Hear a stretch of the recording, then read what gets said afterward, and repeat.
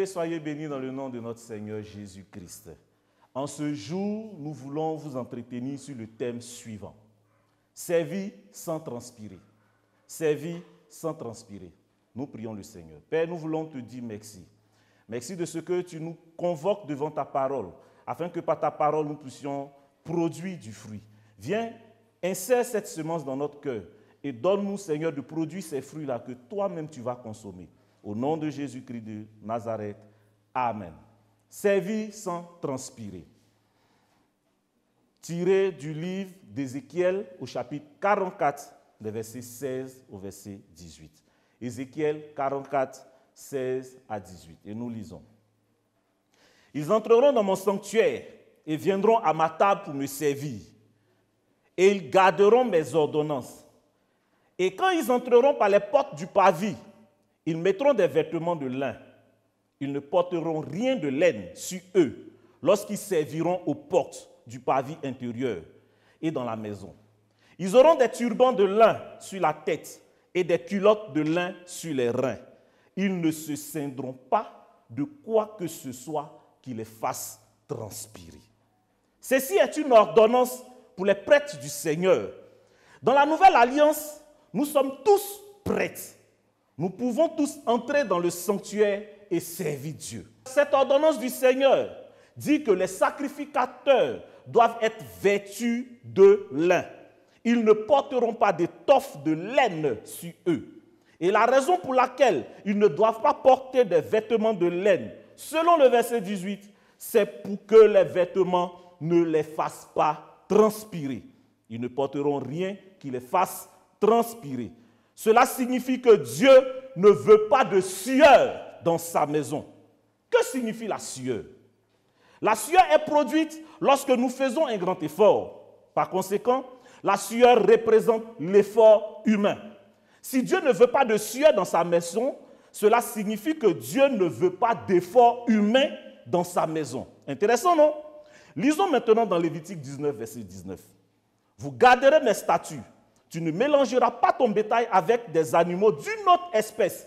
Tu ne sèmeras pas ton champ avec un mélange de graines. Tu ne mettras pas de vêtements avec un mélange de fils. Tu ne sèmeras pas dans ton champ avec des graines mélangées. Soulignons le mot mélanger. Et tu ne mettras pas de vêtements faits de fils mélangés. Encore une fois, soulignons le mot mélanger. Dieu ne veut pas un mélange du divin et de l'humain. L'effort humain dans notre foyer entrave l'œuvre de Dieu. Dieu ne veut pas que nous fassions 50% et il fera les 50% restants.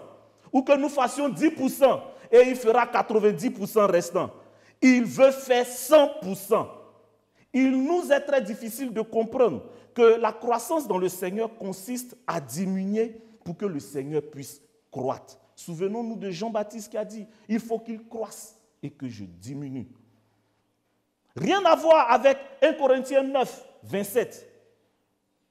Le Seigneur veut faire de la place en nous. Fait à 100%. Lorsque nous lisons la lettre aux Galates, les Galates tombaient dans cette erreur. Ils avaient été justifiés par la foi. Ils avaient été sauvés par la foi. Mais maintenant, ils croyaient que la sanctification se faisait par les œuvres. Et Paul vient leur dire, non, la sanctification aussi se fait par la foi. Tout est par la foi. Et l'œuvre de Dieu, c'est Dieu qui produit en nous le vouloir et le fait selon son bon plaisir. Cette œuvre aussi se fait par la foi. L'œuvre de Dieu lui appartient à 100%. Il n'a pas besoin de notre aide. Il n'a pas besoin de notre ingérence. Nous avons juste besoin de nous préparer, de nous ouvrir et permettre au Seigneur de faire son œuvre complète en nous. L'œuvre de Dieu est parfaite. L'œuvre de Dieu est absolue. C'est une œuvre achevée. C'est une œuvre éternelle. Louons le Seigneur.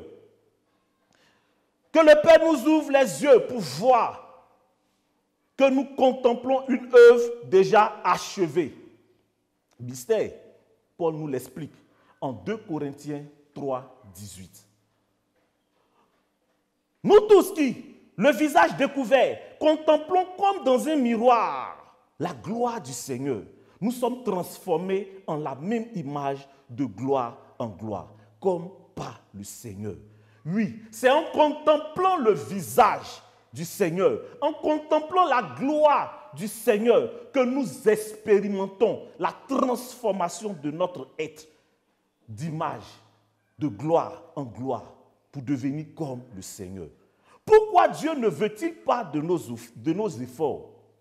Pour connaître la réponse, nous devons comprendre comment nous avons été créés et pourquoi nous avons été créés. En d'autres termes, nous devons connaître le dessein de Dieu.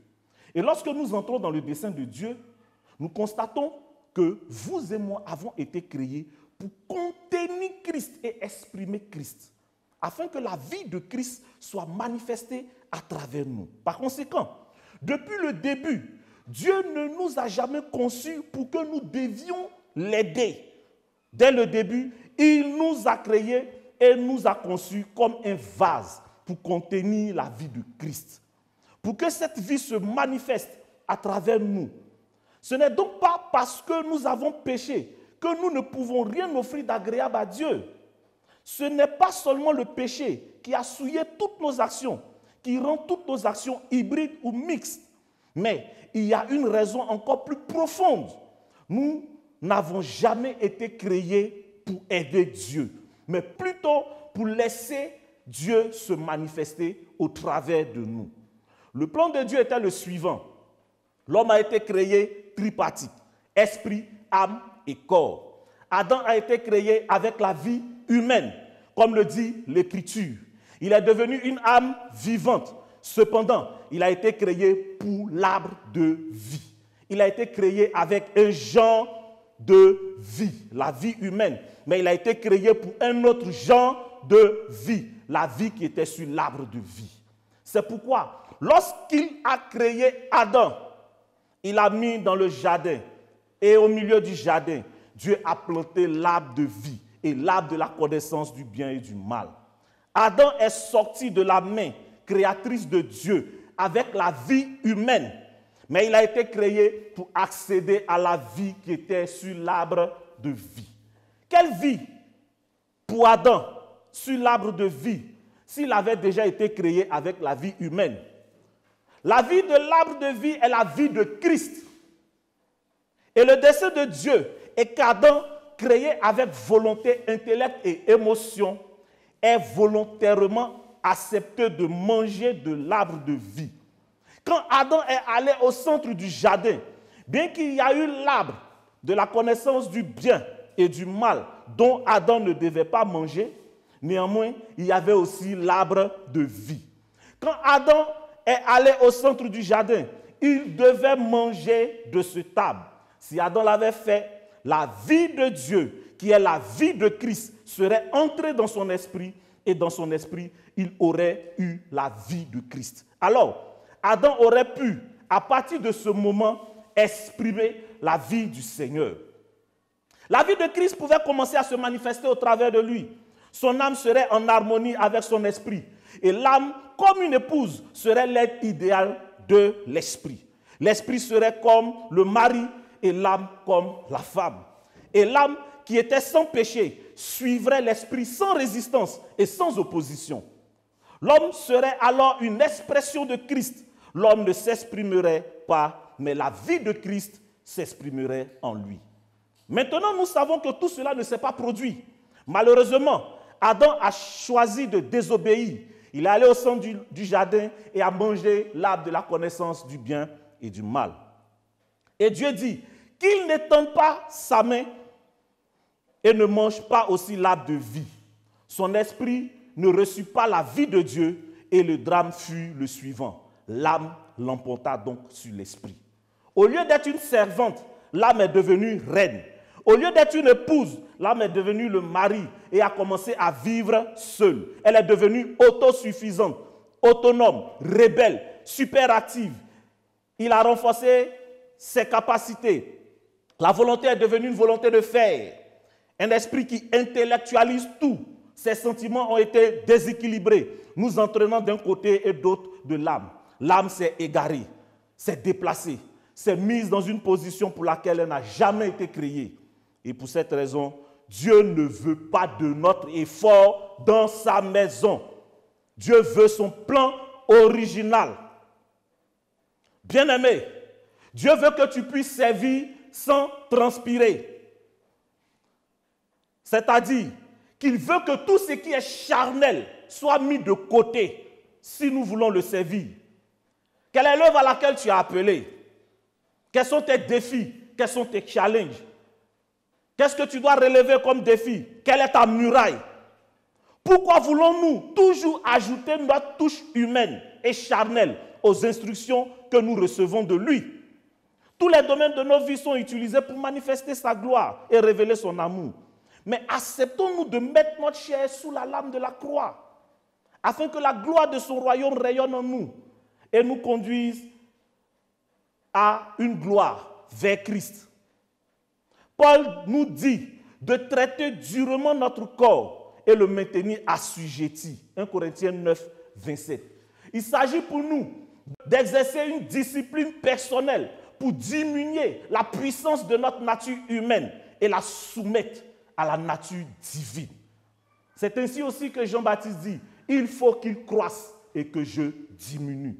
Acceptons de diminuer et laissons la vie de Christ grandir en nous, parce que Dieu ne veut pas que nous puissions faire son œuvre avec de la transpiration humaine.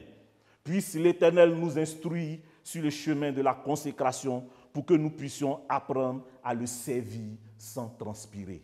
Amen. Bien-aimé, tu vas prier l'Éternel. Souviens-toi de ton ministère. Tu vas demander à Dieu de te faire diminuer et de faire grandir la vie de Christ en toi. Dieu ne veut pas que tu le serves avec ta nature humaine. Dieu ne veut pas que tu le serves avec la transpiration. Mais il veut produire sa vie divine en toi. Oui, commence à prier. Quels sont tes défis? Quelle est ta muraille? Quelles sont tes difficultés? Commence à prier et demande à Dieu de produire sa vie divine en toi, afin que tu puisses grandir dans la nature divine. Père éternel, nous voulons te dire merci. Merci de ce que ta parole produit en nous le changement. Merci de ce que ta parole nous met sous la lame de la croix pour que nous puissions diminuer et que toi, tu grandisses. Merci Seigneur, parce que c'est toi qui produis en nous le vouloir et le faire selon ton bon plaisir. Au nom de Jésus, nous avons prié. Amen.